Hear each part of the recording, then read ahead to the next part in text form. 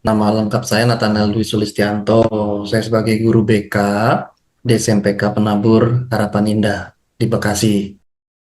Kalau dalam keseharian menangani permasalahan siswa ya, baik itu kalau di sekolah itu menangani permasalahan siswa baik berkaitan dengan akademis maupun kepribadian.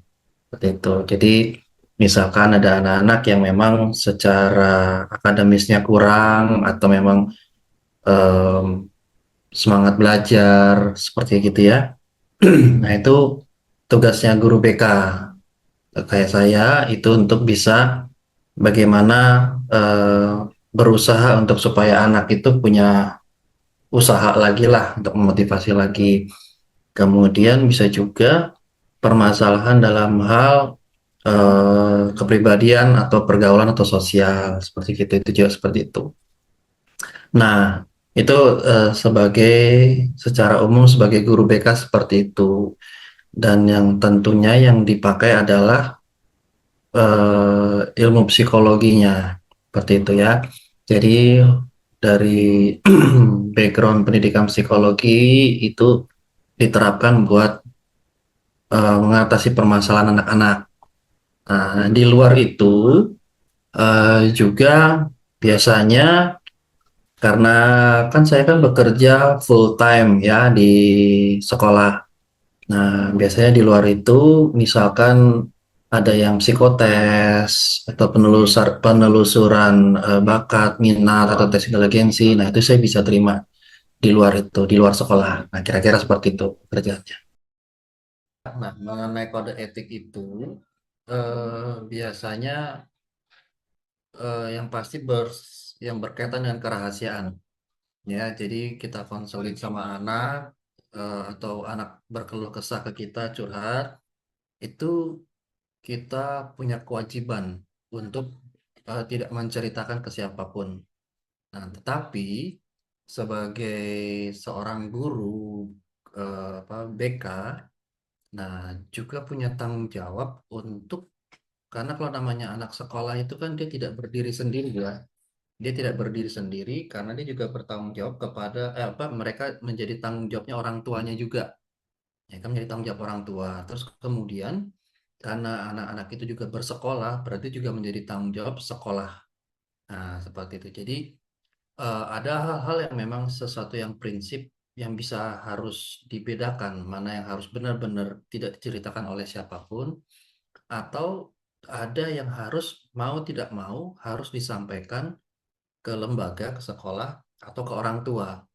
Nah, biasanya untuk bisa kita apa sampaikan ke orang, harus menceritakan ke orang lain, kita tetap harus ngomong kepada si klien atau si konseli atau kepada si anak bahwa ya kalau ini permasalahan ini tidak bisa berdiri sendiri dan tidak bisa diselesaikan sendiri karena punya orang tua, jadi kami harus menyampaikan ke orang tua. Jadi harus dengan sepengetahuan mereka dulu. Nah, seperti begitu. Apakah harus dikasih tahu sampaikan ke kepala sekolah atau ke wali kelasnya. Nah, itu harus juga ada hal-hal tertentu yang mau nggak mau harus disampaikan. Tapi harus dengan sepengetahuan mereka. Seperti sepengetahuan mereka. Nah, biasanya hal seperti apa yang yang mau tidak mau harus diketahui oleh orang tua atau sekolah, biasanya yang sudah menyangkut hal-hal yang sangat urgent, misalkan menyangkut dengan keselamatan dia, menyangkut dengan kesehatannya dia, gitu ya, kesehatan secara fisik atau ada hal-hal yang lain, atau yang menyangkut sudah mulai mengarah ke eh, apa, ke ranah hukum, misalkan seperti itu. Nah, itu kita perlu kasih tahu. Oke Pak, itu kalau tadi kalau setangkap saya itu adalah kode etik kalau misalnya Bapak menjalankan sebagai guru BK. Kalau misalnya saat Bapak menjalankan sebagai misal tadi tes IQ atau tes kemampuan itu ada lagi nggak Pak kode etiknya? Nah, ya, kalau hal seperti begitu, misalkan hasil hasil pemeriksaan psikologi, nah itu ya cukup yang bersangkutan saja yang tahu, nggak boleh siapapun tahu. Kalau misalkan itu anak, ya paling ya anak sama orang tua. Karena biasanya kalau psikotes gitu kan untuk berkaitan dengan eh, apa penjurusan, minat, bakat, kepribadian gitu kan biasanya kan yang datang itu kan orang tua ya, minta anaknya dites misalkan gitu. Ya udah, ya berarti kan yang berhak untuk mengetahui itu adalah orang tua. Jadi ya udah sebatas itu aja. Kita nggak boleh kasih tahu ke siapapun gitu. Ke orang lain juga nggak boleh tahu, hanya mereka aja. Eh, yang pertama begini, karena kan kita sebagai seorang konselor gitu ya, sebagai seorang eh, psikolog juga dan juga sebagai seorang guru bimbingan konseling, yang kita hadapi itu adalah pribadi ya, anak atau orang yang memang mereka mengungkapkan sesuatu yang sifatnya privasi. Nah, itu kan kita harus menjaga mereka datang, mereka mau bercerita itu kan karena kita sudah percaya sama kita. Jadi itu yang harus dijaga. Jangan sampai kepercayaan yang sudah diberikan kepada kita itu disalahgunakan. Nah, nah, pertama kalau disalahgunakan berarti otomatis kita eh, mengkhianati klien kita, gitu kan. Kemudian kita juga artinya apa? Melanggar apa namanya komitmen kita di awal seperti itu. Ya, otomatis kalau orang sudah nggak percaya lagi sama kita, nggak mungkin mereka akan datang lagi sama kita bercerita gitu. Nah, itu akan membuat orang lain pun akan menjadi tidak percaya juga. Yang bisa terjadi ya, berpotensi terjadi untuk pelanggaran kode etik itu biasanya gini. Yang pertama tadi, membocorkan kerahasiaan. Ya, menceritakan rahasia apa yang kita dapat dari konseling kita ceritakan pada orang lain. Terus yang kedua adalah eh, jika kita itu akhirnya tidak bersikap profesional, ya, eh, terlalu terlibat dalam ikatan apa ya, pengaruh terpengaruh dalam emosi. Nah, akhirnya apa yang kita sampaikan kepada klien kita atau konseling kita itu menjadi nggak objektif. Itu karena kita terlalu dekat, misalkan akhirnya lama-lama jadi terlalu dekat, ikatan emosi jadi semakin kuat, tidak ada hubungan secara profesionalnya semakin menurun. Nah, akhirnya penilaian kita, saran kita pun menjadi cenderung subjektif. Nah, itu pelanggaran kode etik. Nah, yang lebih parahnya lagi kalau misalkan eh, kita sama si siapa konselor sama konseli malah menjadi punya hubungan khusus gitu kan, ya akhirnya itu malah menjadi selain tidak etis itu juga melanggar kode etik profesi dan itu juga melanggar norma. Nah, seperti itu potensi pelanggaran kode etik yang bisa terjadi. Nah, makanya sebagai konselor, sebagai psikolog harus selalu berpikir objektif, nggak boleh terbawa perasaan, nggak boleh terlalu dalam membangun sebuah ikatan emosi dengan kliennya. Nah, supaya apa? Supaya tidak muncul eh, apa namanya perasaan itu gitu, seperti gitu. Itu namanya apa ya? Pernah diajarin nggak di kuliah? Itu namanya trans, saya lupa namanya apa tuh. Udah diajarin belum? Kalau kita terlibat terlalu dalam dengan klien kita tuh ada istilah itu. Belum Pak, belum diajarin. Belum ya? Nah, itu potensi pelanggaran kode etik yang biasanya sangat berpeluang untuk terjadi. Kalau seandainya jika ada orang melanggar, jadi gini ada tingkatannya. Kalau seberapa besar dampak yang dihasilkan dari pelanggaran tersebut kan gitu kan. Seberapa besar eh, apa namanya kerugian yang akan diperoleh oleh si klien misalnya atau si keluarganya atau orang tuanya. Kalau eh, tidak berdampak besar, biasanya diberikan teguran secara lisan.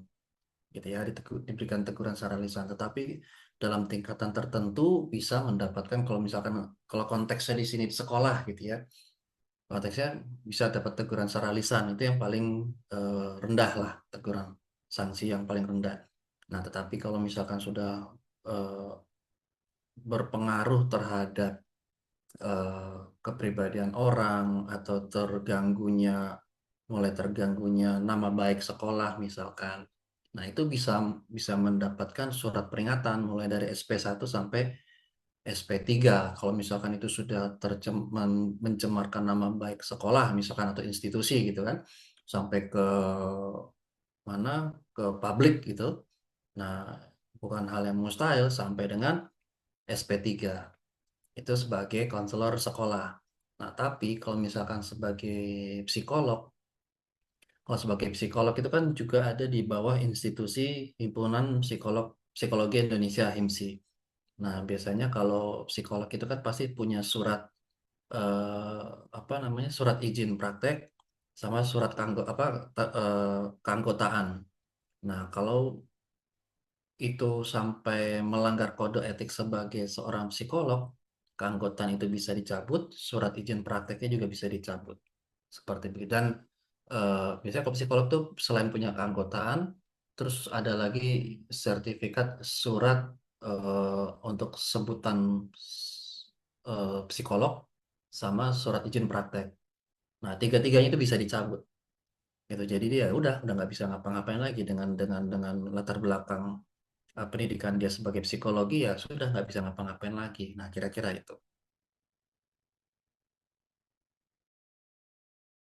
Baik, selamat siang semua. Perkenalkan, nama saya Pak Kodrat, lengkapnya Kodrat Adi Sucipto.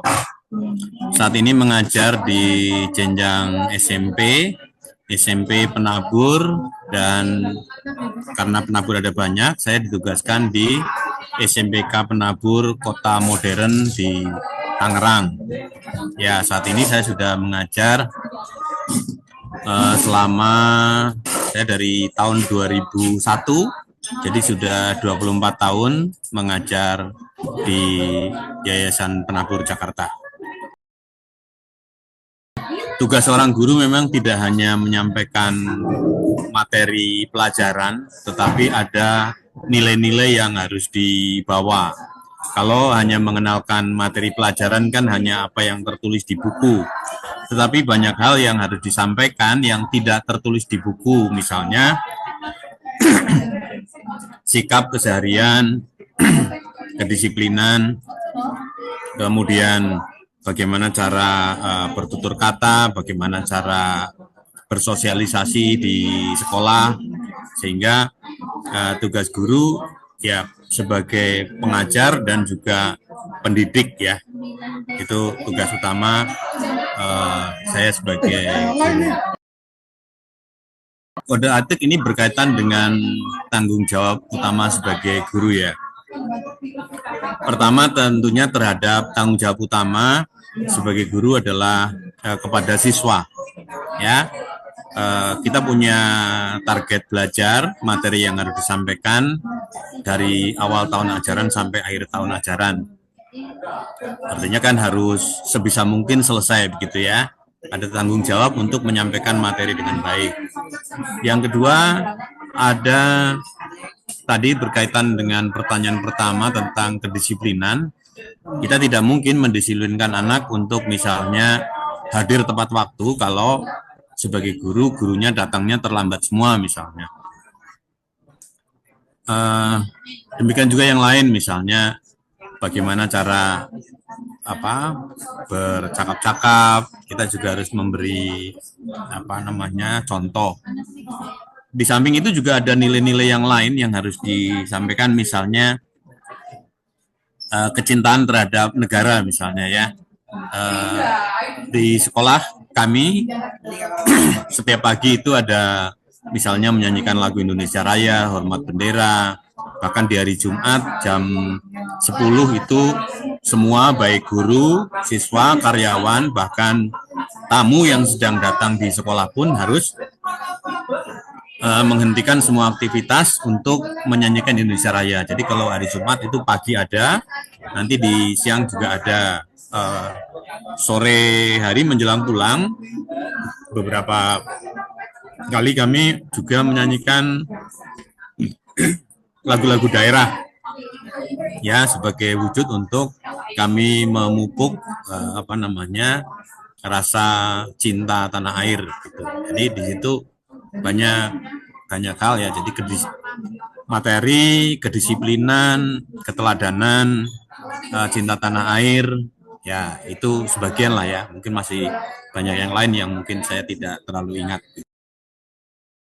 Tidak hanya sebagai guru ya, pada dasarnya setiap profesi pasti punya kode etik karena itu menjadi ya ibarat lalu lintas itu semacam rambu-rambu ya, rambu-rambu sehingga setiap aktivitas itu bisa bersinergi satu dengan yang lain untuk mencapai tujuan ya. Jadi pada akhirnya adalah tujuan pendidikan adalah untuk mencerdaskan kehidupan bangsa, dalam hal ini dimulai dari yang terkecil, siswa di kelas.